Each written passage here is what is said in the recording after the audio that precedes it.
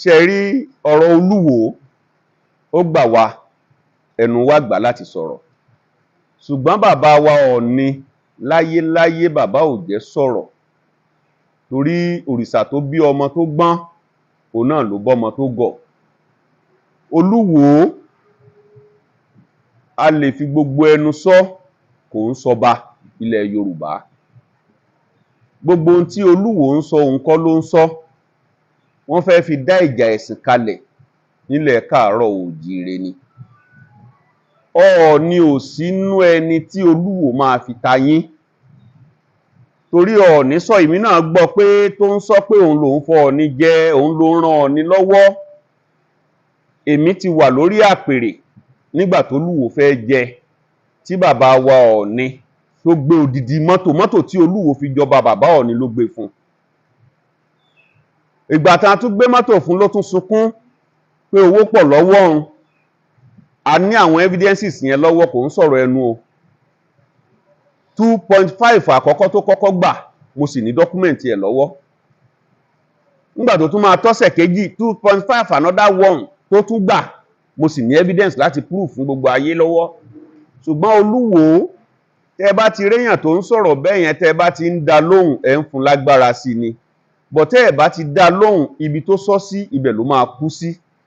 Olúwo ò ń ṣe ẹnìkan tí yàn lè máa bá, ẹni tó bá jẹ́ ọlọ́gbọ́n ènìyàn nílẹ̀ Yorùbá á mọ̀ pé Olúwo ò sí lára ọba ilẹ̀ Yorùbá. Is there for figurehead. Ọba tẹ́ bá dẹ̀ ti rí tó bá ti ń mùmùkúmù, tó ń fa igbó, tó ń lá gbogbo oríṣiríṣi tí wọ́n ń lá yẹn, he have no any recognition to give him. He have no any respect. So we should just be looking at him, because Ọọ̀ni òun sẹ́ni tí èèyàn máa fi ta yín. Aníyìkáyé là ń pè lọ́ọ̀ni. Aníyìkáyé, ọba tó ń fọba jẹ. Gbogbo adé tó Olúwo dé, ńbo ló ti gbà lọ? Obìnrin kan ṣoṣo tó jẹ Lúwo, ńbo ló ti jẹ́? Is it not in Ifẹ̀ here? So what are we talking about? Tó Olúwo bá wá ń fìfẹ́ ta yín lénìí, ó dàbí ọmọ tó rí bàbá ẹ̀ fi tí bàbá ẹ̀ sùn, tó yẹ pé bàbá tó bí lọ́mọ, kíní bàbá ẹ̀ wá yọ sẹ́yìn, ó wá lọ́bẹ̀, ó lọ ń tampin, ibi tó gbà wá ló fẹ́ gbà lọ. So Olúwo òun ṣe nìkan tó yẹ kẹ́ máa gbé bàbàrà tẹ́ bá gbọ́ nǹkan kan tó sọ sórí afẹ́fẹ́. You know, just count him as a non-entity. It's not the type of person tí yàn kẹ́ lè máa listen. So tẹ́ bá ti tẹ fóònù yín, tẹ́ rí lórí social media, ẹ wéèfù ẹ̀, ẹ wá tẹ̀ sókè kẹ́ jẹ́ kí òun yẹn kò sínú ẹ̀ tí a gbọ́dọ̀ listen sọ̀rọ̀ ẹnu ẹ̀, because amugbó ni. Ẹ ṣé. Ẹ jẹ́ ká wo ìyà tí bàbá wa kọ sí ìgbélárugẹ àṣà àti ṣe ilẹ̀ Yorùbá. Ó dà pé ẹ fẹ́ tọ́ sóbì àlẹ́pọ̀n nìyẹn, because káàkiri gbogbo àgbáńlá ayé ni wọ́n ti ń praise bàbá. I just came back from America last week, about 5-6 days. Okay, you saw it. Ara àṣàlẹ̀ Yorùbá ni bàbá Ọọ̀ni rán èmi, Àràbà, Ọwọ́ Erédùmí àti Sàlù Ẹdún Àbọ̀n tí mo lead group yẹn lọ. Ara àṣàlẹ̀ Yorùbá ni bàbá ní ká lọ gbéga nílùú òyìnbó. Ìlú yẹn a máa ń pè ìlú yẹn ní ìlú Ọ̀yọ́túnjí Oòduà. Bẹ́ẹ̀ ni, that's in South America. You know, we went there. Ọba wọn papòdà ní last year July.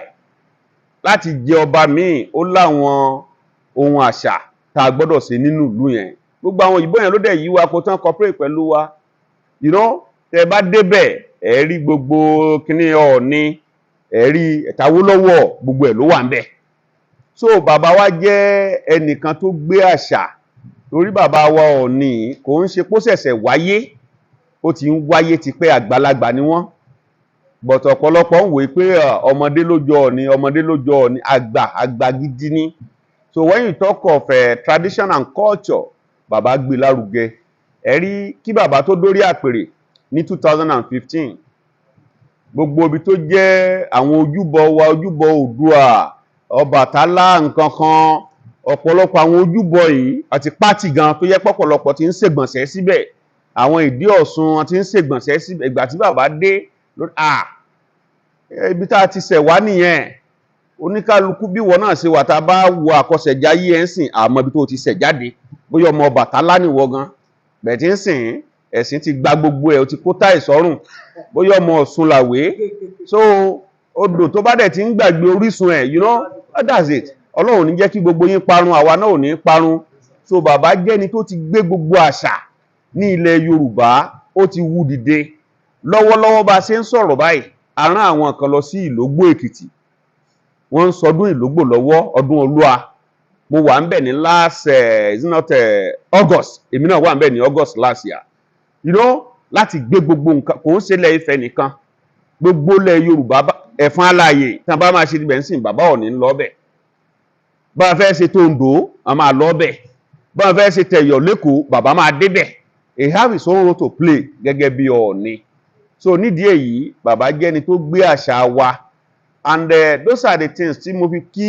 ẹ̀yin ọ̀dọ́ àkókò yìí pé ẹ ṣoríire lọ́pọ̀ torí nípasẹ̀ àṣà ibẹ̀ ni làkíkọ́ wà nípasẹ̀ àṣà ibẹ̀ lóríkì wà kí náà ń pè lóríkì ṣèwọ̀ lóríkì o mọ̀ tó ń jẹ́ bẹ́ẹ̀ kí lóríkì ẹ o lóríkì ẹ ara ẹ nìyẹn ara àṣà tó ń parun nìyẹn ṣùgbọ́n sìn a ti ń gbé dìde oríkì jẹ́ ohun tí a fi máa ń rẹ ọmọ lẹ́kún àbí tó ọmọ bá ṣe ohun ìwúrí tá a bá kì í inú ẹ̀ á dùn omi á bọ́ lójú ẹ̀ á tún lè ṣe ju ohun tó ti ń ṣe yẹn lọ tá a bá rọmọdé tó ń sọkún you know àmọ́ tó ṣe tí ìyá ẹ̀ bá gbé wọn á kí oríkì bọ́ lára tán bá ti ń kì tán kì í á bẹ̀rẹ̀ sí mí sínú á máa mí sókè á máa mí sí inú ẹ̀ ń dùn nìyẹn pé ara ẹ̀ ń balẹ̀ torí pé wọ́n kì lóríkì bọ̀ ẹ̀yin ọmọ òde ní ń sìn ẹ kàn ń bímọ ni mọ̀ tó ń jóríkì tó bá ti bímọ bẹ́ẹ̀ yẹn